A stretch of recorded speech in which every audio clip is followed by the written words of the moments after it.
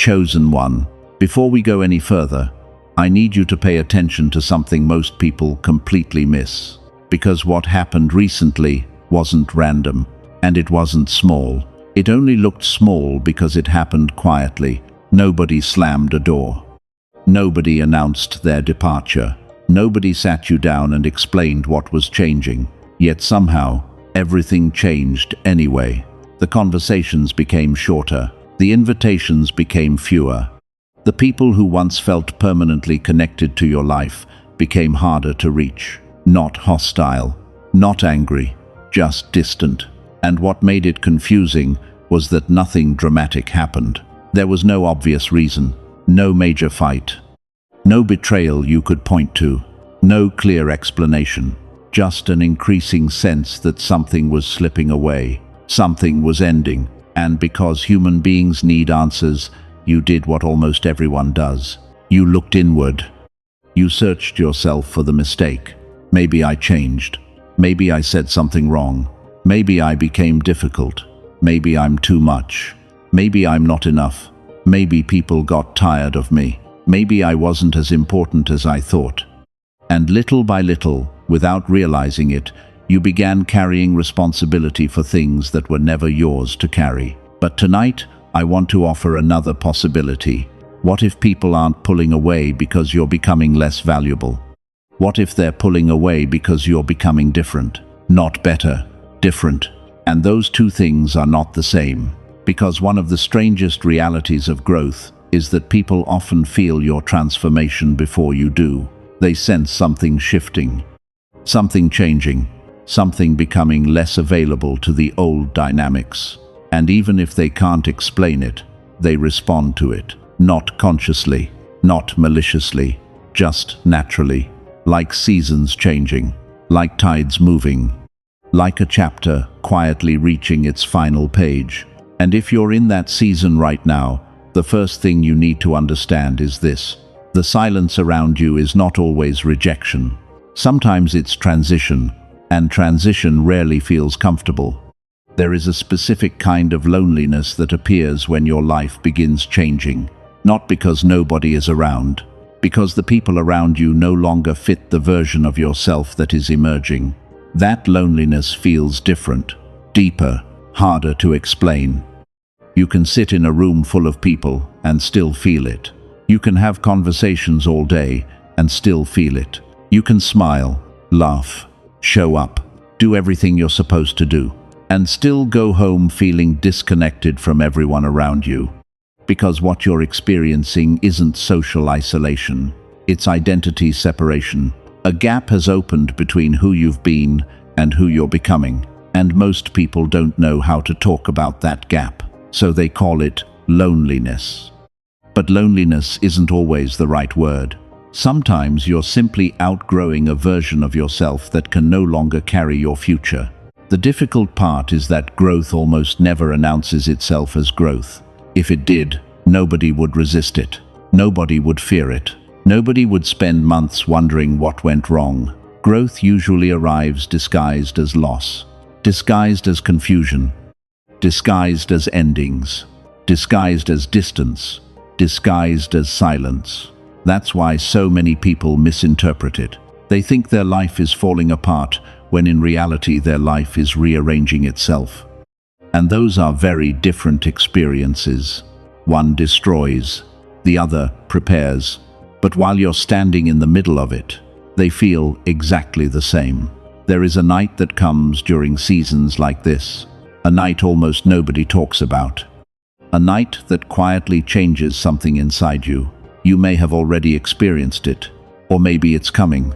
But when it arrives, you'll recognize it immediately, because it doesn't happen outside of you. It happens inside. It's the night you stop waiting. The night you finally realize nobody is coming. No message, no invitation, no sudden reassurance, no miraculous interruption, just silence, pure silence. And at first, that silence feels unbearable. You check your phone, put it down, pick it up again, scroll through old conversations, look at old photos, revisit old memories. Not because you want to live in the past, because some part of you is trying to understand what happened, trying to identify the exact moment things changed, trying to find the explanation that will make the emptiness hurt less. But the explanation never comes, because the real change wasn't happening around you. It was happening inside you, and that's much harder to see. The truth is, most people think they're grieving other people, but often they're grieving the version of themselves that existed around those people. Think about that carefully, because there is a difference, a huge difference. You don't just miss the friend, you miss who you were when that friend was in your life.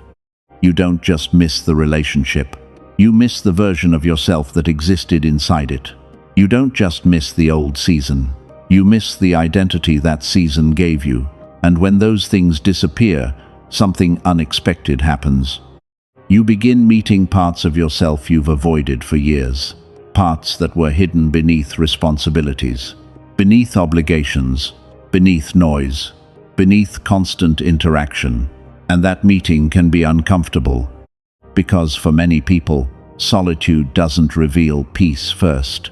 It reveals truth, and truth is rarely comfortable at the beginning, because for many people, solitude doesn't reveal peace first. It reveals truth, and truth is rarely comfortable at the beginning. What starts surfacing in the silence isn't always wisdom. Sometimes it's exhaustion. The kind of exhaustion you've been too busy to notice. Not physical exhaustion. Not the kind sleep fixes. Something deeper. The exhaustion of carrying a version of yourself that no longer fits. The exhaustion of constantly being available. The exhaustion of always being the strong one. The dependable one. The understanding one. The mature one. The person who absorbs everybody else's chaos while quietly ignoring their own. And the strange thing is, most people don't realize how exhausted they are until life finally slows down. Because movement hides fatigue. Busyness hides emptiness. Noise hides wounds. But silence? Silence exposes everything. And that's why this season feels heavier than you expected. The room became quieter, yet somehow your emotions became louder. The calendar became lighter, yet somehow your heart feels heavier. Nothing dramatic is happening, yet internally it feels like you're carrying a mountain. That's because the silence isn't creating the pain, it's revealing it. One of the most dangerous addictions in the world isn't alcohol. It isn't money. It isn't attention. It's being needed. Very few people talk about this. But some people become addicted to usefulness. Not love. Usefulness. There is a difference. Love says, you matter because you exist. Usefulness says, you matter because you provide. And if you've spent enough years being the helper, the fixer, the rescuer, the advisor, the reliable one, eventually those two things start becoming confused. You begin believing your worth comes from what you do for others, not who you are. You begin measuring your value through sacrifice, through availability, through service, through solving problems, through carrying burdens, through showing up. And over time, something dangerous happens. You stop asking, "Am I loved?" and start asking, "Am I still useful?" Most people never notice when this shift occurs, because society rewards it. People praise you, respect you, depend on you, need you, and that feels good. At first, until one day the room becomes quiet, and nobody needs anything. Nobody calls, nobody asks, nobody reaches out, nobody pulls on your energy, and suddenly you're left facing a terrifying question. Who am I when nobody needs me? For many people, that question is more frightening than loneliness itself. Chosen one, I want you to think about your life honestly. How much of your identity has been built around helping others? How much of your self-worth has been tied to being available? How often have you ignored your own needs because somebody else's seemed more urgent? How many times have you postponed your healing because someone else was hurting? How many times have you carried emotional weight that was never yours to carry? How many times have you mistaken self-sacrifice for purpose? The truth is, many people don't know who they are outside of service, outside of responsibility, outside of being needed. And when life removes those roles, they feel lost. Not because they've lost themselves, because they never fully met themselves in the first place. This is why the quiet season feels so disorienting. The world sees less activity, but internally, an identity crisis is unfolding. The old structure is collapsing, and the collapse feels personal, because your mind starts creating stories.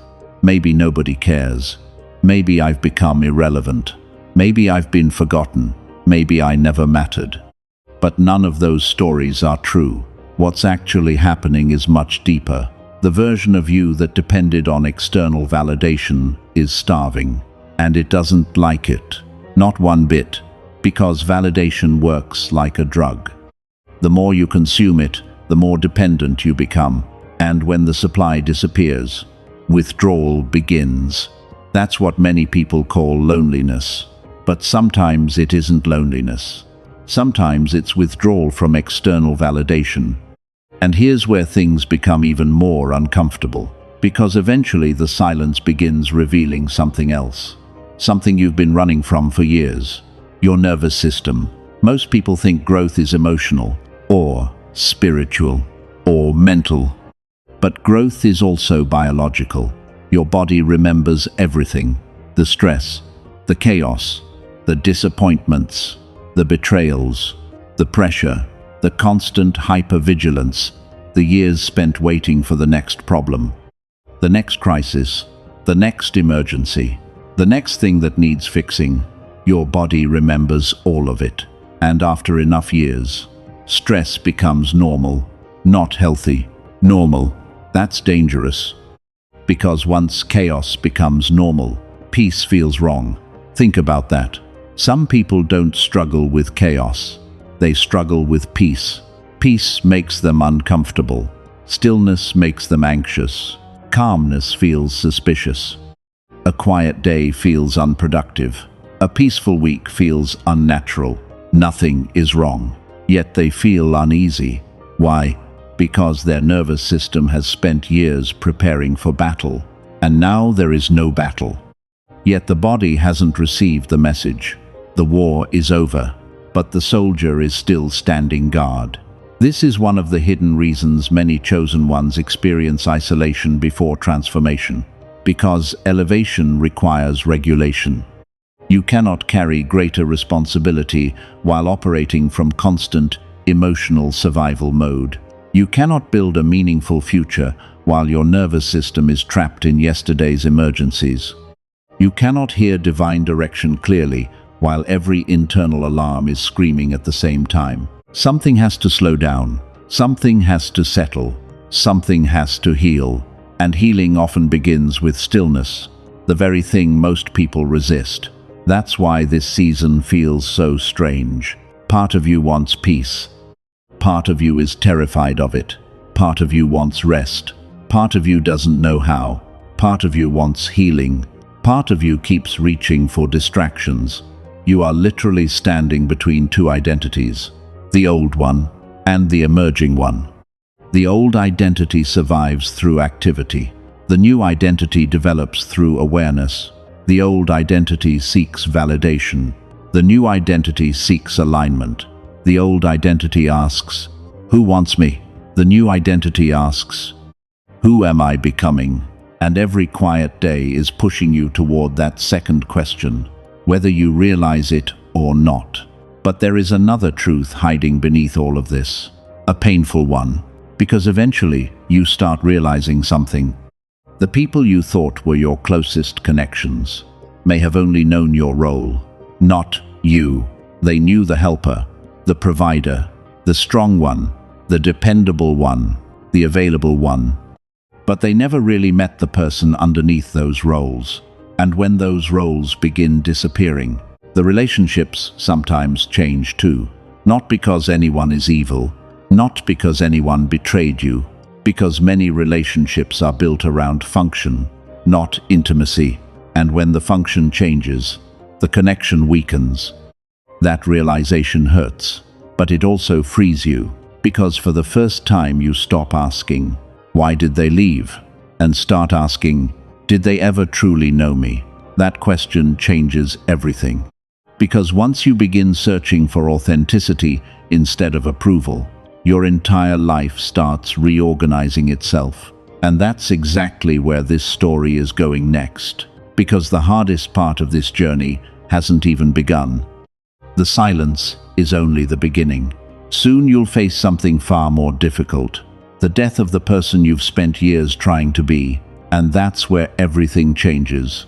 Because once you begin searching for authenticity instead of approval, your entire life starts reorganizing itself. And that's exactly where this journey becomes even more difficult. Because the silence was never the hardest part. The hardest part is what the silence eventually reveals. And sooner or later, it reveals a death.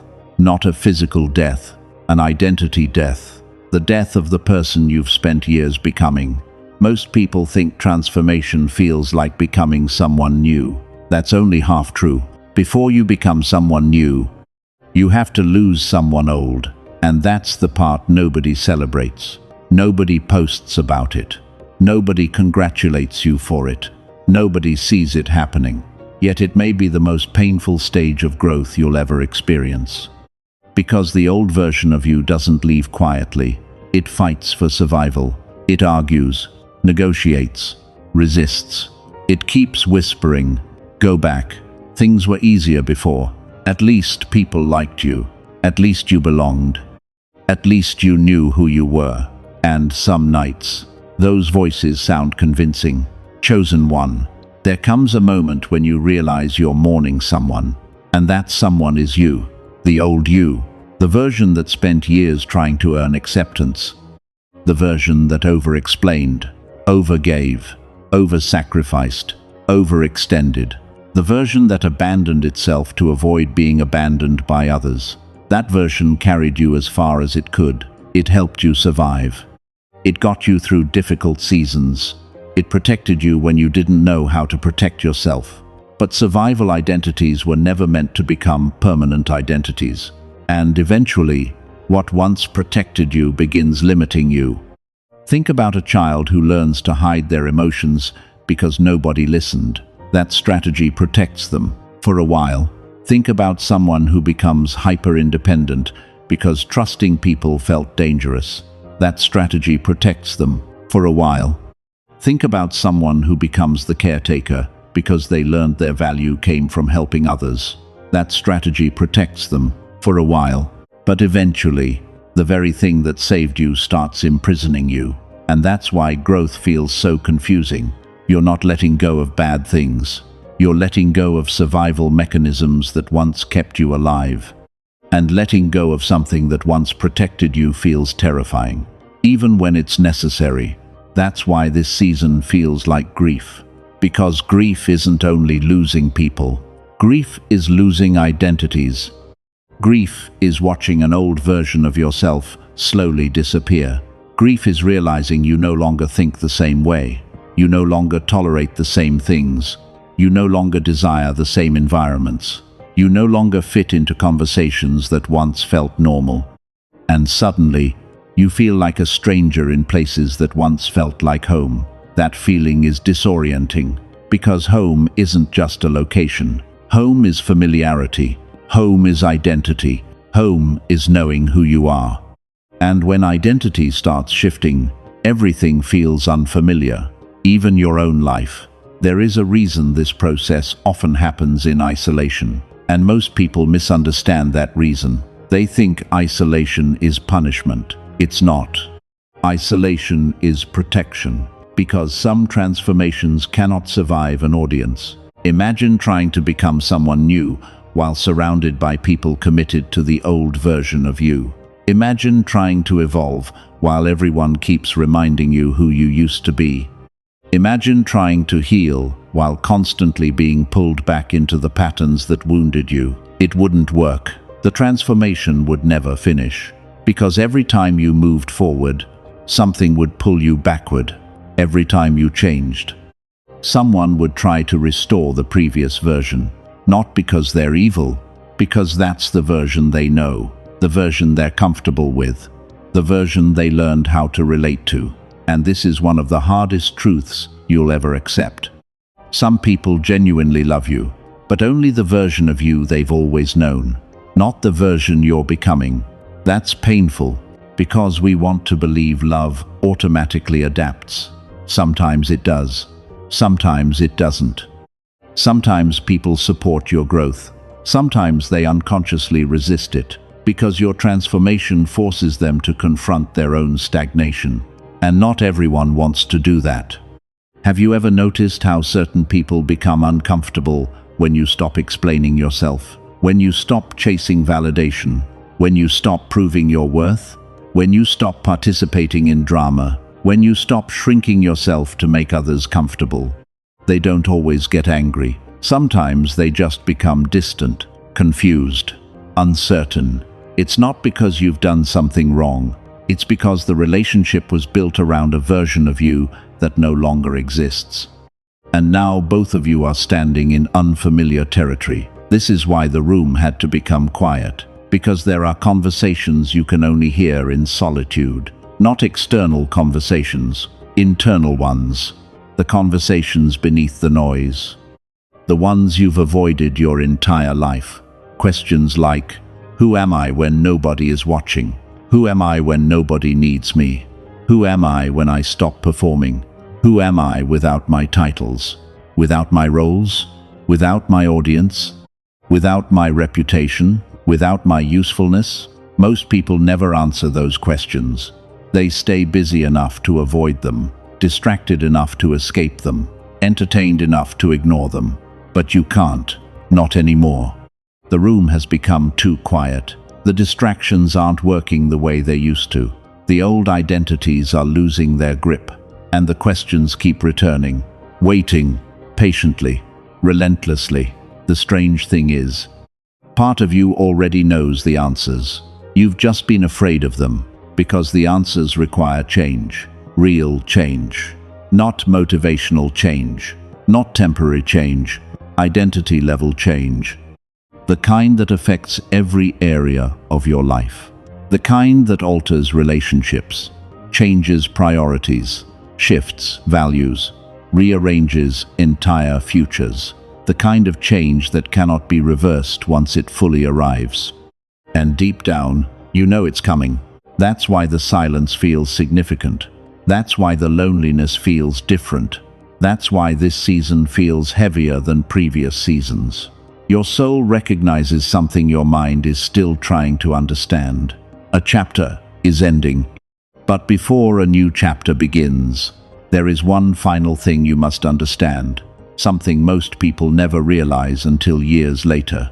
The people who disappeared were not the greatest loss. The greatest loss would have been losing yourself trying to keep them. Read that again. The people who disappeared were not the greatest loss. The greatest loss would have been abandoning your future to preserve your past. And that is exactly what you're being protected from right now. Even if it doesn't feel like protection. Even if it feels like abandonment. Even if it feels like rejection. Even if it feels like heartbreak. Not every closed door is a punishment. Sometimes it's preservation. Sometimes it's redirection. And sometimes it's preparation for a life your current identity isn't ready to carry yet. Because what comes next isn't just a new chapter, it's a new version of you. And before that version fully emerges, you'll face one final temptation. The temptation to run back. The temptation to fill the empty room too soon. The temptation to interrupt the transformation before it's complete. And that's exactly where this story goes next. Because what comes next isn't just a new chapter. It's a choice, and most people never realize they're making it. The choice isn't between success and failure. It's not between winning and losing. It's not even between staying and leaving. The real choice is this. Will you trust what is being built in the silence? Or will you run back to what felt familiar? Because sooner or later, Every person reaches a point where the loneliness becomes uncomfortable enough to make them consider returning. Returning to old habits, old relationships, old environments, old versions of themselves. Not because those things were right, because they were familiar. And familiarity is powerful, sometimes more powerful than truth. There is a reason people go back to relationships that hurt them. A reason they return to environments they've already outgrown. A reason they repeat cycles they promised themselves they would never repeat again. It's not because they're weak. It's because uncertainty is exhausting. And eventually the mind starts romanticizing the past. It remembers the comfort, but forgets the cost. It remembers the connection, but forgets the compromise. It remembers the attention, but forgets the exhaustion. That's what nostalgia does. It edits, it softens, it removes the sharp edges.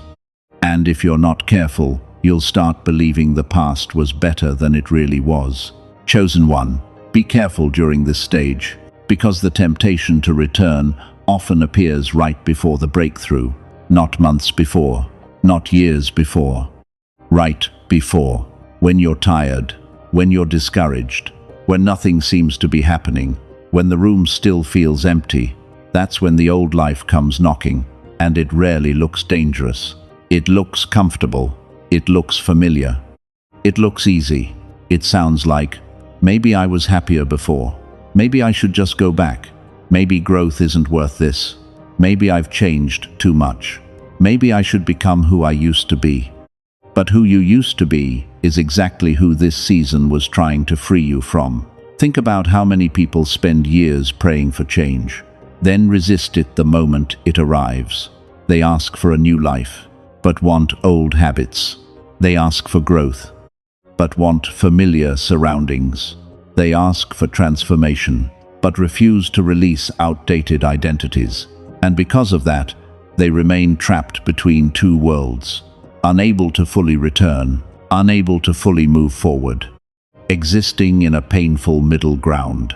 You've probably felt that tension, the feeling of standing between two versions of yourself, one pulling backward, one pulling forward, one familiar, one unknown, one comfortable, one necessary.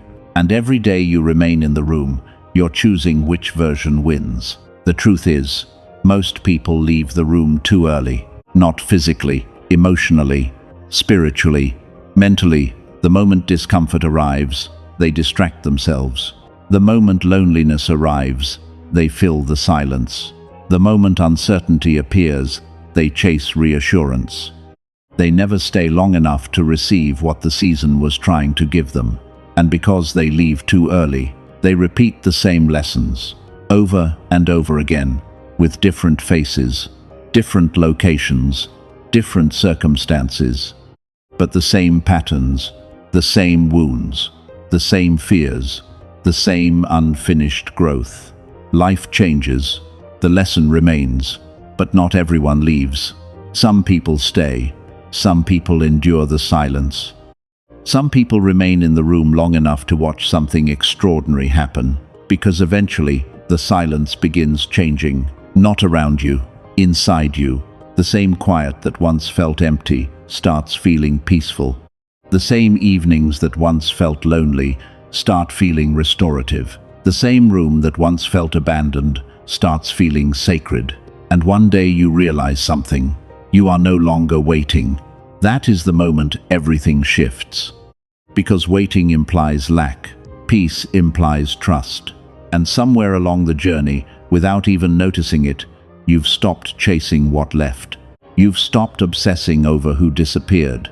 You've stopped needing answers for every ending. You simply are, present, grounded, whole. And that version of you is far stronger than the version that entered this season. Then something unexpected happens. The room starts filling again, not all at once, not dramatically, quietly, just like it emptied. A new conversation, a new opportunity, a new friendship, a new door, a new direction. Small things, at first, almost easy to overlook, but they're different, Because these new things aren't arriving to complete you. They're arriving to meet the version of you that was formed in the silence. And that changes everything. The people assigned to your next chapter often cannot arrive until your previous chapter is complete. That's why forcing connections rarely works. That's why chasing usually creates frustration. That's why desperation attracts the wrong people. You were trying to fill a room that was still under construction. But now, the construction is ending. Now the foundation is stronger. Now the identity is clearer. Now the person entering the room is different. And because you're different, what you attract becomes different too. There are people in your future who would not have recognized the old version of you. Think about that. The opportunities, the relationships, the assignments, the purpose, the peace. Some of it was never meant for the version you used to be. It belongs to the version that emerged from this season. The version that learned how to stand alone. The version that stopped measuring worth through attention. The version that stopped abandoning itself for acceptance. The version that survived the silence. One day you'll look back at this season, and you'll finally understand what was really happening. You'll understand why certain people left. Why certain doors closed. Why certain plans failed. Why certain connections faded. Not because life was taking something from you. Because life was making room. Making room for clarity. Making room for healing. Making room for truth. Making room for the person you were becoming. And suddenly, all those painful moments begin making sense. Not completely, but enough. Enough to replace bitterness with gratitude. Enough to replace confusion with wisdom. Enough to replace regret with understanding. And perhaps the most surprising realization of all is this. The room was never empty. You thought it was, but it wasn't. You were there, the real you. The version hidden beneath years of expectations. Years of performance. Years of proving. Years of pleasing. Years of surviving. Waiting patiently beneath all the noise. Waiting for the silence to finally arrive. So you could be heard. Chosen one. If you're in that season right now, don't rush. Don't panic. Don't assume you've been forgotten. Don't mistake stillness for abandonment. Some of the most important things in life happen slowly. Roots grow slowly. Healing happens slowly. Transformation unfolds slowly. And the strongest foundations are built where nobody can see them. Stay in the room. Stay through the uncertainty. Stay through the lonely evenings. Stay through the unanswered questions.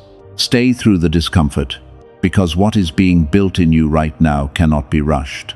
And one day, when the room fills again, when the right people arrive, when the right opportunities appear, when the next chapter begins, you won't just be grateful for what entered your life. You'll be grateful for what left, because without the silence, you never would have become the person capable of receiving what was coming.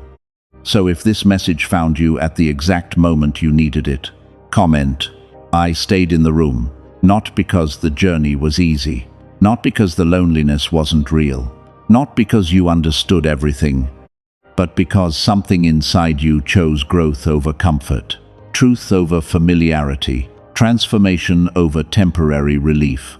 And that choice, that quiet, invisible choice, may become one of the most important decisions of your entire life. Stay patient, stay grounded, stay faithful to the process. The room is not empty. It is becoming, and so are you.